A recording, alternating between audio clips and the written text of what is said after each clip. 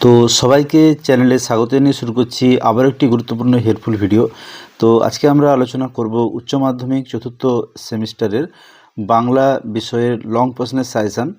তো পরীক্ষা তোমাদের চলে এসছে, তো তোমাদের লং প্রশ্ন উপরে কিন্তু রয়েছে বেশিরভাগ প্রশ্নগুলোই, তাই তোমাদের খুব ভালোভাবে লিখতে হবে এবং যে পিসগুলো রয়েছে সেই পিসগুলো থেকে যে প্রশ্নগুলো শেষ মুহূর্তে না করলে নয়, সেগুলো আমি তোমাদেরকে বলে দিচ্ছি। তো তোমরা প্রথম থেকে শেষ পর্যন্ত দেখো, অবশ্যই উপকৃত হবে। তো দেখো, প্রথমেই তোমাদের গল্প রয়েছে এবং তার মান 5, তোমরা অবশ্যই জানো। তো হলুদ পোড়া এই গল্প থেকে তোমরা কোন কোন প্রশ্নের দিকে আলোকপাত করবে, এগুলো অবশ্যই তোমাদেরকে করে যেতে হবে, যেহেতু প্রথম বছরের নতুন সিলেবাসের উপরে এই পরীক্ষা, তাই এই প্রশ্নগুলো একটু বেশি করেই তোমাদেরকে করতে হবে, না হলে কিন্তু তোমরা ঠিকমতো পাবে না আর কি। তাহলে দেখো, প্রথমে তোমাদের হলুদ পোড়া থেকে যে গুরুত্বপূর্ণ প্রশ্নগুলো রয়েছে, যেমন 1 নম্বর প্রশ্ন হচ্ছে হলুদ পোড়া গল্পটির নামকরণের সার্থকতা বিচার করো। এটা তোমাদেরকে কিন্তু অবশ্যই করতে হবে। 2 নম্বর প্রশ্ন হচ্ছে গল্পটিতে বিজ্ঞান মনস্কতা ও কুসংস্কারের যে দ্বন্দ্ব ফুটে উঠেছে তা নিজের ভাষায় লেখো। এটাও খুব গুরুত্বপূর্ণ প্রশ্ন। 3 নম্বর প্রশ্ন ছোট গল্প হিসাবে হলুদ পোড়া কতখানি সার্থক তা লেখো। 4 নম্বর হচ্ছে ধীরেন চরিত্রটি কোন কোন বৈশিষ্ট্য প্রকাশ পেয়েছে তা লেখো। তারপরে লাইন তোলা প্রশ্ন হচ্ছে দুটো খুনের মধ্যে কি কোনো যোগাযোগ আছে, কোন দুটি খুনের কথা এখানে বলা হয়েছে, সত্যি কি দুটো খুনের মধ্যে কোনো যোগাযোগ ছিল তা বিশ্লেষণ করো। 6 নম্বর প্রশ্ন হচ্ছে তুমি 1 মাসের ছুটি নাও ধীরেন। লাইন তোলা প্রশ্ন কেন এই ছুটির কথা ধীরেনকে বক্তা বলেছেন, ধীরেনের মানসিক অবস্থার বর্ণনা দাও। এরপরে 7 নম্বর প্রশ্ন, লাইন তোলা প্রশ্ন বাঁশ পাততে হবে না, বাঁশ পাতার কথা বলা হয়েছিল কেন, আর বক্তা শেষ পর্যন্ত কিভাবে নিজেকে মনস্তাত্ত্বিক পিতাশ্রিত করে তুলেছিলেন তা লেখো। 8 নম্বর প্রশ্ন নামকরা গুণী কুঞ্জ মাঝির পরিচয় যেভাবে গল্পে প্রকাশিত হয়েছে তার পরিচয় দিতে হবে। 9 নম্বর প্রশ্ন হচ্ছে ধীরেনের মনস্তাত্ত্বিক বিপর্যয় কিভাবে ঘটেছিল তা আলোচনা করো।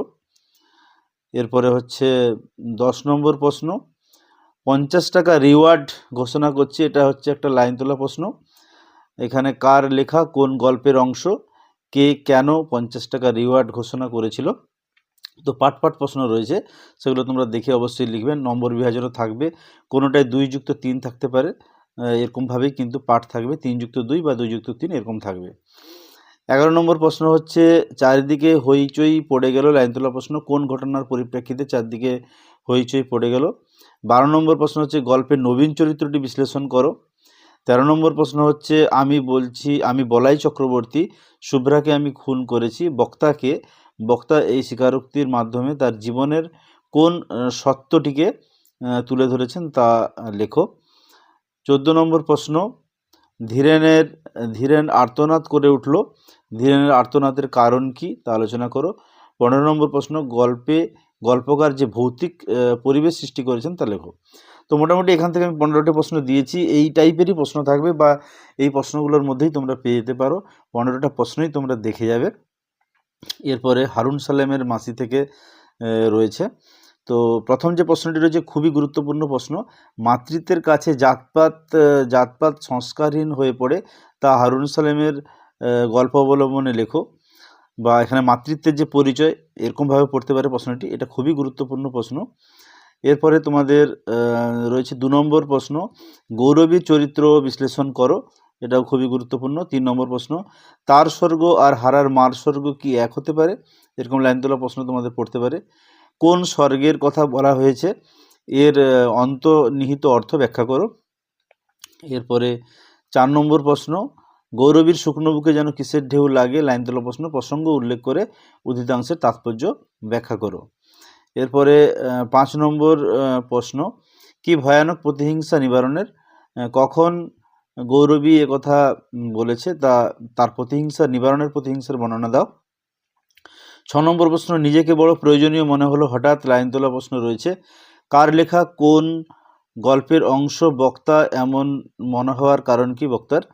7 নম্বর প্রশ্ন খুবই গুরুত্বপূর্ণ প্রশ্ন শহরে গৌরবী আর হারার সমাজ অনেক বড়, তো সমুদ্রের মতো গৌরবী আর হারার সমাজের যে পরিচয় রয়েছে শহরে, তা সমুদ্রের মতো কেন, এর বর্ণনা দিতে হবে।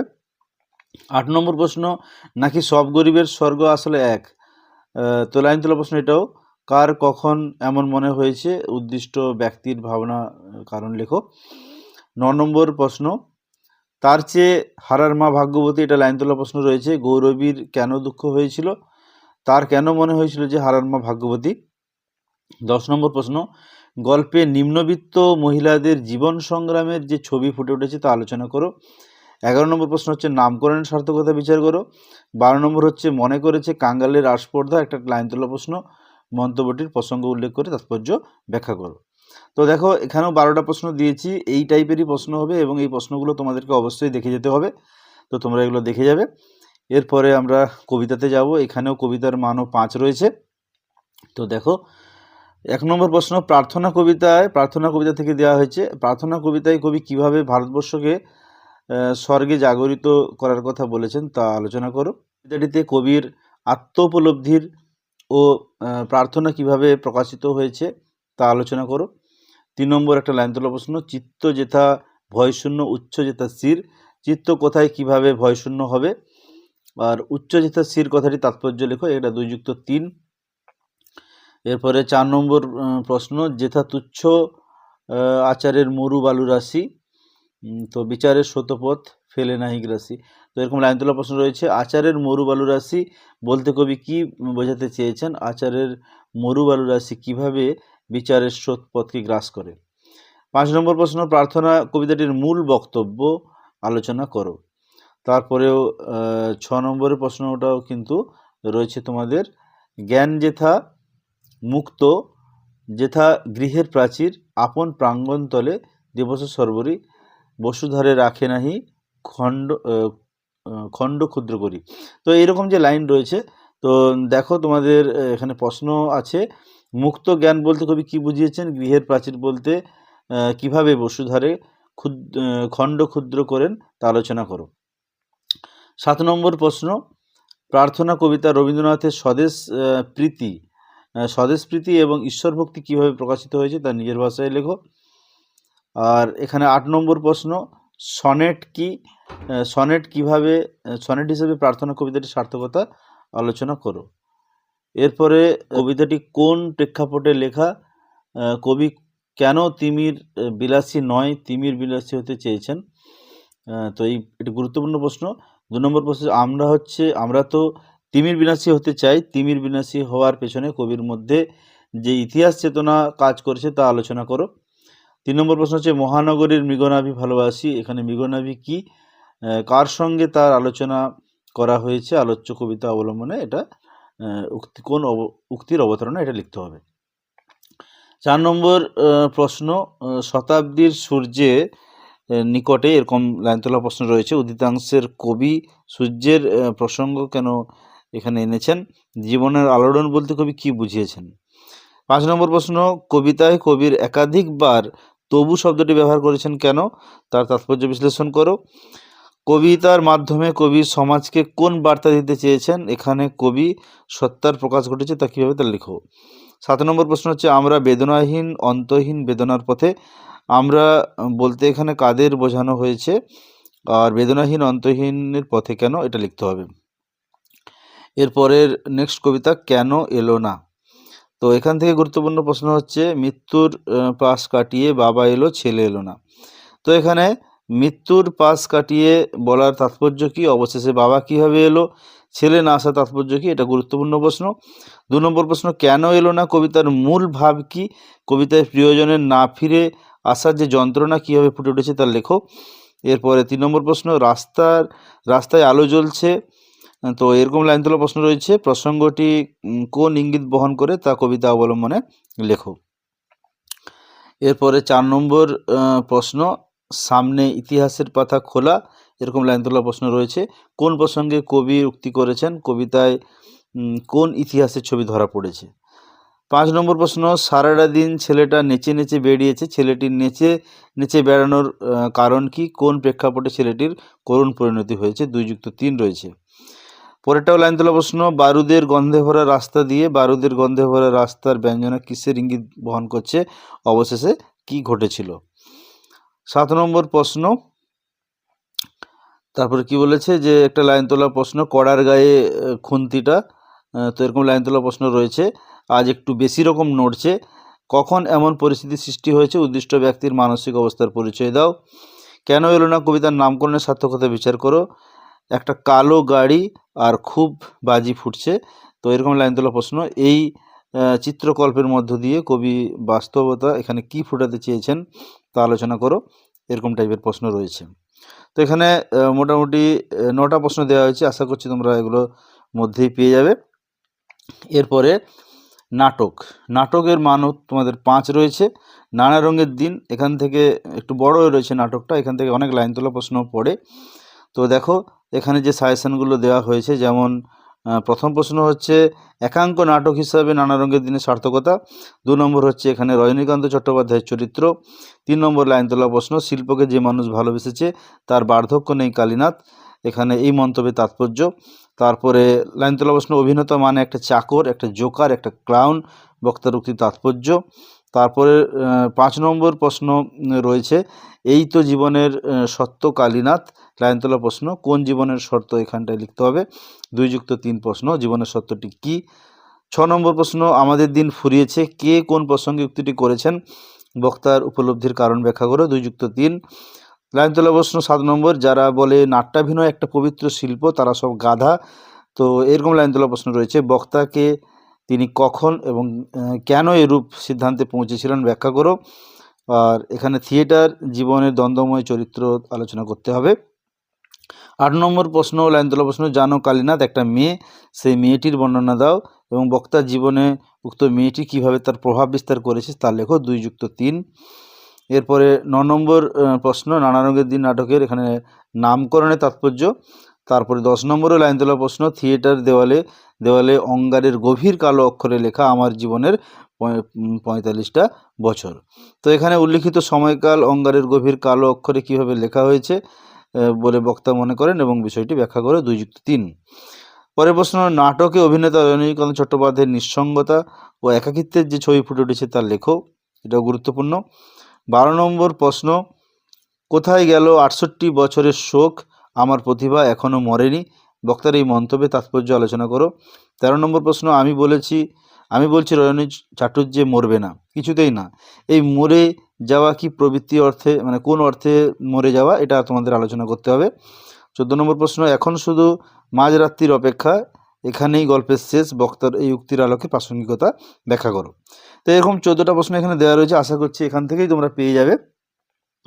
এরপরে তোমাদের নাটক শেষ হলো, এরপরে তোমাদের সাহিত্যের ইতিহাস রয়েছে। সাহিত্যের ইতিহাসের দেখো মান 5, এখান থেকেও তোমাদের এই প্রশ্নগুলো আমি অনেকটাই কম দিয়েছি, আশা করছি এইগুলোর মধ্যেই লেগে যাবে। তো দেখো 1 নম্বর প্রশ্ন, পট শব্দটির অর্থ কি, বাংলায় লোকশিল্প হিসাবে পট শিল্পের সংক্ষিপ্ত পরিচয় দেয়, খুবই গুরুত্বপূর্ণ প্রশ্ন। 2 নম্বর প্রশ্ন, বাংলা চিত্রকলার ইতিহাসে অবনীন্দ্রনাথ ঠাকুরের অবদান লেখো। 3 নম্বর হচ্ছে বাংলা চিত্রকলার ইতিহাসে রামকিঙ্কর বেইজের অবদান। 4 নম্বর হচ্ছে বাংলা চিত্রকলার ইতিহাসে যামিনী রায়ের অবদান। 5 নম্বর হচ্ছে যে কালীঘাটের পট বলতে কী বোঝো, এগুলির বিষয়শৈলী সম্পর্কে লেখো। 6 নম্বর হচ্ছে চিত্রকলার ইতিহাসে জোড়াসাঁকোর ঠাকুর পরিবারের ভূমিকা লেখো। এগুলো 6টি রয়েছে। তারপরে বাংলা চলচ্চিত্র ইতিহাস থেকে 4টি দেওয়া হয়েছে মাত্র, যেমন তথ্যচিত্র বলতে কী বোঝো, বাংলা তথ্যচিত্রের ধারা সম্পর্কে লেখো। তারপরে 2 নম্বর হচ্ছে বাংলা চলচ্চিত্র ধারার সত্যজিৎ রায়ের অবদান। 3 নম্বর হচ্ছে বাংলা চলচ্চিত্র ধারায় ঋত্বিক ঘটক বা মৃণাল সেন, দুটোই করতে হবে। 4 নম্বর হচ্ছে বাংলা চলচ্চিত্র ধারায় সৌমিত্র চট্টোপাধ্যায়ের অবদান। তো টোটাল 6, 4, 10, আর যদি এখানে ঋত্বিক ঘটক বা মৃণাল সেন দুটো ধরি তাহলে হয়ে যাবে 11টি। তো এই 11টি প্রশ্নের মধ্যেই কিন্তু তোমরা আশা করছি পেয়ে যাবে। তো 11টার 11টাই তোমরা করবে, কারণ এখানে কম দেওয়া হয়েছে। তো এরপরে তোমাদের সহায়ক গ্রন্থ রয়েছে ডাকঘর, এখান থেকে তোমাদেরকে 2টি করতে হবে, 5 নম্বর করে, এখানে 10 থাকছে, তাই তোমরা এখান থেকে অবশ্যই সবগুলো প্রশ্ন করার চেষ্টা করবে। তো দেখো প্রথম যে প্রশ্ন রয়েছে ডাকঘরের নামকরণের সার্থকতা। 2 নম্বর হচ্ছে যে নাটকে অমল চরিত্র কেমন লাগে তা লেখো। 3 নম্বর হচ্ছে ডাকঘর নাটকের নাটকে পত্র ও ডাকঘরের প্রতীকী অর্থ লেখো। তারপরে লাইন তোলা প্রশ্ন রয়েছে, দই বেচো তো, দই বেচতে যে কত সুখ সে তোমার কাছ থেকে শিখে নিলুম, এরকম একটা লাইন তোলা প্রশ্ন হচ্ছে কীরকম দই বেচা শিখেছিল বক্তা, আর দই বেচাকে সুখ বলে তার মনে হওয়ার কারণ কি, এই প্রশ্নটা। 5 নম্বর প্রশ্ন হচ্ছে, অমল দইওয়ালা হতে চায় কেন, সেই দইওয়ালা হওয়ার মধ্য দিয়ে জীবনের কোন দিক ধরা পড়ে। তারপরে 6 নম্বর হচ্ছে, সুধাকে তার পরিচয় দাও, অমলের সঙ্গে তার সংলাপ ব্যাখ্যা করো। তো এরপরে হচ্ছে 7 নম্বর প্রশ্ন, এটা লাইন তোলা প্রশ্ন, ক্রৌঞ্চ দ্বীপ কীরকম দ্বীপ, এরকম একটা লাইন তোলা প্রশ্ন রয়েছে। তো এখানে সেই ফকিরের বর্ণনা দিতে হবে, তারপরে ফকির বক্তাকে যে ক্রৌঞ্চ দ্বীপের গল্প শুনিয়েছে সেটা বলতে হবে। 8 নম্বর প্রশ্ন, ডাকঘর নাটকে অমল ওই দইওয়ালার কথোপকথন যেটা রয়েছে তার প্রাকৃতিক সৌন্দর্য ব্যাখ্যা করতে হবে। 9 নম্বর হচ্ছে, ডাকঘর নাটকে কবিরাজ অমলকে বাইরে বেরোতে নিষেধ করেছিলেন কেন, অমলের সঙ্গে ছেলের দলের কথোপকথন লিখতে হবে। 10 নম্বর হচ্ছে, ডাকঘর নাটক অবলম্বনে দইওয়ালা চরিত্র। 11 নম্বর হচ্ছে, কিভাবে রাজার চিঠি অমলের কাছে এসে পৌঁছলো, ডাকঘর অবলম্বনে লেখো। তো 12 নম্বর প্রশ্ন হচ্ছে, ডাকঘর নাটক অবলম্বনে দইওয়ালা গ্রামের বর্ণনা দাও। 13 নম্বর হচ্ছে, রূপক সাংকেতিক নাটক কি, আর রূপক নাটক হিসেবে ডাকঘরের সার্থকতা বিচার করো। 14 নম্বর প্রশ্ন হচ্ছে, ডাকঘর নাটকের ঠাকুরদা চরিত্রটি ব্যতিক্রমী তা আলোচনা করো। 15 নম্বর প্রশ্ন হচ্ছে, আমি কখনো পণ্ডিত হব না, অমল কেন পণ্ডিত হতে চাইতো না, সে যা হতে চাইতো তা সংক্ষেপে লেখো। এরকম 15টা প্রশ্ন কিন্তু তোমাদের এখান থেকে করতে হবে। এরপরে প্রবন্ধ রয়েছে যার মান হচ্ছে 10। তো এখানে তোমাদের অরও থাকবে, তথ্যসূত্র। তো আমি দুটোই দিয়েছি তোমাদেরকে, প্রবন্ধও দিয়েছি আবার তথ্যসূত্রও দিয়েছি।